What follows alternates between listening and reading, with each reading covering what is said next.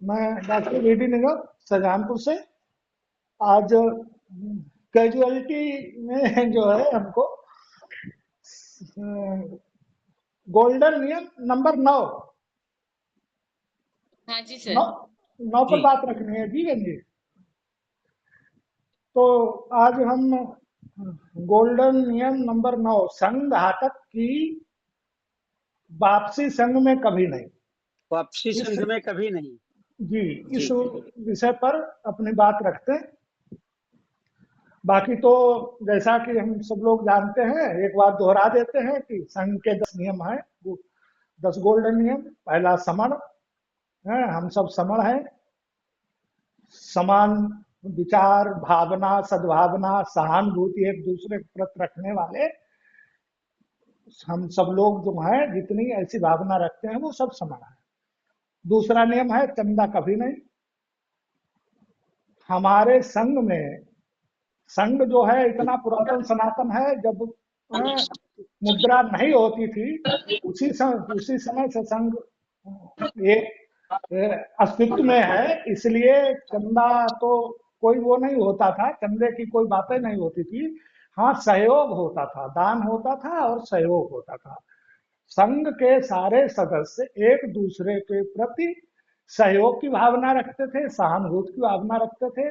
और जहां पर सहयोग और सहानुभूति की भावना होती है, वहां पर पैसे से नहीं, हर तरीके से सहायता और मतलब मदद की जाती है। तीसरा नियम है जाति अभ्यास कभी नहीं। जाति तो थी ही नहीं, जात तो बहुत बाद की बात है, जात तो बाद को बनाई गई है। उस समय जाति नहीं थी, केवल दो ही जाति होती है। मनुष्य इसमें केवल दो ही जातियां हैं, दो, स्त्री और पुरुष हैं। बाकी जातियां तो जानवरों में होती हैं, क्योंकि आप उनकी जानवरों की हर तरीके से अलग अलग पहचान सकते हैं। रूप से, आकार से, रंग से, कदकाठी से, खाने से, विष्ठा से उनकी जातियां होती वो पहचानी जा सकती हैं। केवल संघवाद, संघवाद का मतलब संघ में इतना है कि हमारा संघ जो बहुमत से निर्णय करता है, वो निर्णय हमारा संघ का आदेश सर्वोपरि आदेश होता है। और उसी को कहते हैं कि संघवाद हमारा जो है केवल, और कोई बात नहीं ना। कोई ऐसा नहीं है कि संघ में बहुत से लोग इकट्ठे हो गए एक परिवार के तो परिवारवाद चला दें, ये क्षेत्र के हो गए तो क्षेत्रवाद, ऐसा नहीं होता है।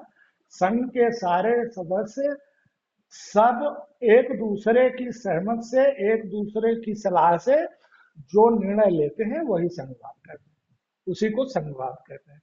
पद प्रतिष्ठा मंच माला कभी नहीं। संघ में भाई चूंकि सब बराबर ही है, तो उसमें ऐसा तो है नहीं। ये प्रवृत्ति बमणों से आई है, बमणों ने हमेशा अपने को उच्च स्थापित किया। जब उन्होंने यहाँ पर ये हमारा संघ तोड़ के अपने संगठन बनाए, तो उन्होंने ये कहा कि हमको तो सर्वोच्च रहना है, हमको एन केन प्रकार इनके दिमाग में ये भरना है कि हम सर्वोच्च हैं। इसलिए उन्होंने अपने लिए अलग कुर्सी डलवाई, अपने लिए मंच बनवाया है, और सारे लोगों ने उनको माला पहनाई। यानी स्पेशल दिखाने के लिए ये सारे काम उन्होंने करवाए। तो हमारा संघ, हमारे संघ में तो ये है नहीं, समर संघ में ऐसी कोई व्यवस्था नहीं थी।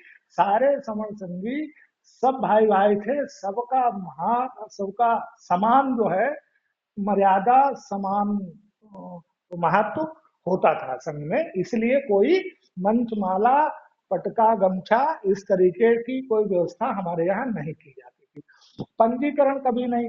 पंजीकरण तो सरकार का एक बंधन होता है, इसलिए पंजीकरण किसी चीज का उसका होता है जिसकी हमको सूचना, कोई गलत गतिविधि या कोई उसका जो है कार्य करते हैं, तो सरकार को डर रहता है कि भाई इनको जो है ये कोई ऐसा कर न पाए, इन पर हमारा अंकुश रहे, बंधन रहे।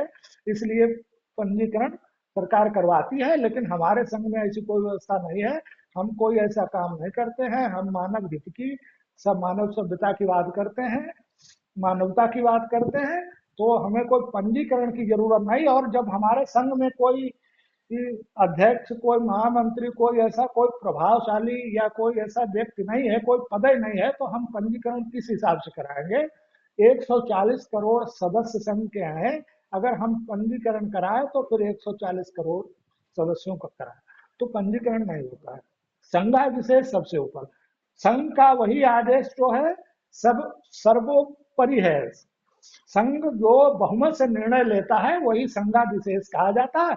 हाँ, उस पर हमारे महासमणों की राय जरूर ली जाती है कि जो हम सब लोग संघ में बहुमत से कोई चीज पास करते हैं, कोई नियम बनाते हैं या कोई अपना प्रस्ताव रखते हैं, उस पर हमारे महासमण, हमारे गुरु संघ के, उनकी हम अनुमोदन उनसे करा लेते हैं कि भाई ये सही है, संघ ने जो किया है ये सही है, तो वो उसका अनुमोदन कर देते हैं, वही संघाधिशेष हो जाता है।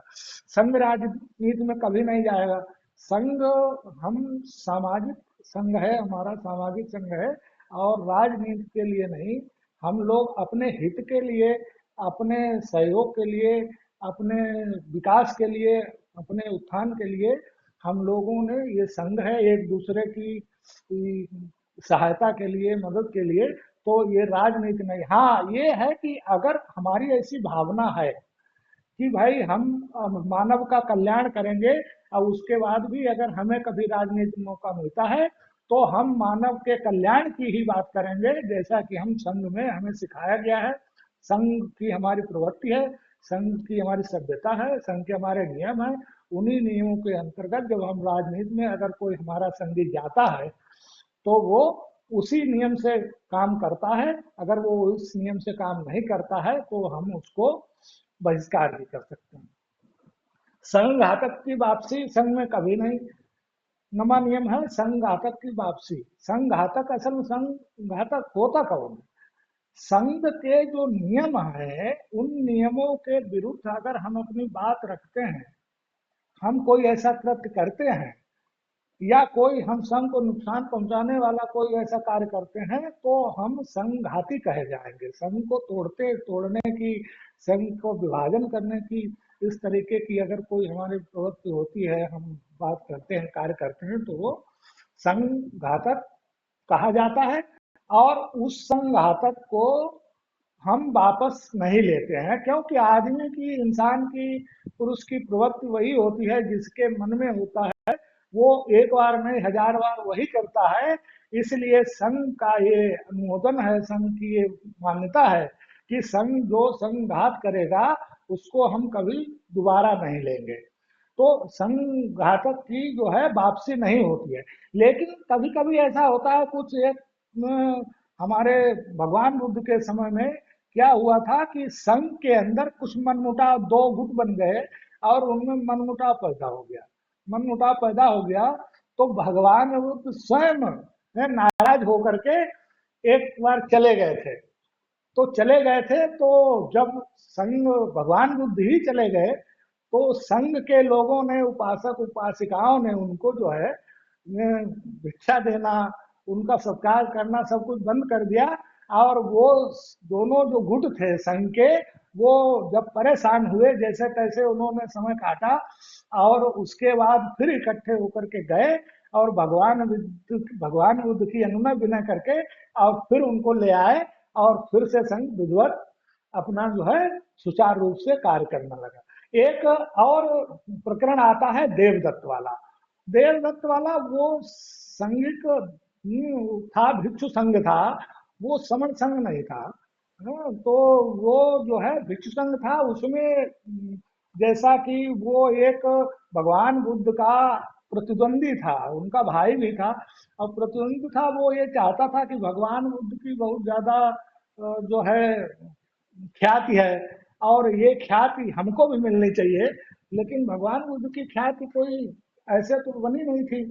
तो उनकी जो उनके नियम थे, उनके जो विनय थे, वो बहुत सर्वोपरि थे, बहुत सख्त थे। तो वो अपने रखते थे, ये उनमें अपना ढील चाहता था, उनको थोड़ा सरल बनाना चाहता था, और ऐसा भड़का करके उसने कुछ भिक्षुओं को अपने साथ ले गया, और वहां पर जब वो नहीं चला सका तो फिर वो भिक्षु तो वापस आ गए, लेकिन देवदत्त ने संग घात जो किया था उसके लिए जीवन भर कभी भी संघ ने उनको वापस नहीं लिया।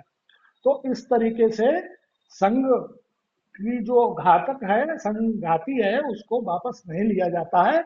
लेकिन इसके लिए हमें ये मालूम करना होगा, सिद्ध करना होगा कि भाई ये संघातक है भी या नहीं भी।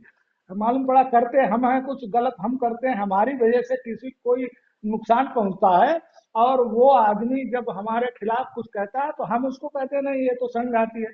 हमारा बहुमत से हम चार लोगों की वो करके और कहते हैं संघाती, तो वो संघाती नहीं माना जाएगा, ऐसा संघाती नहीं होता है। आप थोड़े दिन के लिए भले ये कर लें, लेकिन वो होगा। 10वां नियम है, ये 10वां नियम इन्हीं जो 9 नियम है, विनय नियम है, इनको जो है कभी भी बदला नहीं जाएगा। ये नियम हमारे कल्चर में, हमारी आत्मा में, असल में ये हमारे पहले संस्कार थे। क्योंकि अब ये हमारा प्रवृत्ति बदल गई थी, तो हमें नियम बनाने पड़े। जब हमारे संस्कार में फिर आ जाएंगे, हमारे संस्कार बन जाएंगे, तो ये हमारे सर्वथा के लिए हो जाएंगे। इनमें नियम बनाने की कोई जरूरत नहीं रह जाएगी। तो ये वैसे भी संस्कार हैं, तो संस्कार आदमी के बदले नहीं जा सकते हैं। संस्कार धीरे धीरे बनते हैं और धीरे धीरे खत्म होते हैं। तो ये जो 10 उपरोक्त विनय संघ के जो आधार हैं, यही नियम है। और इन्हीं बात को मैं अपनी बात समाप्त करता हूँ, इतने कह के आप लोगों का बहुत बहुत साधुवाद, धन्यवाद। संगम नवामि हमारी कोई त्रुटि हुई हो तो संगम में माफ करें। संगम नमामि सर, बहुत बहुत बहुत बहुत आपने साधुवाद बताया। सर।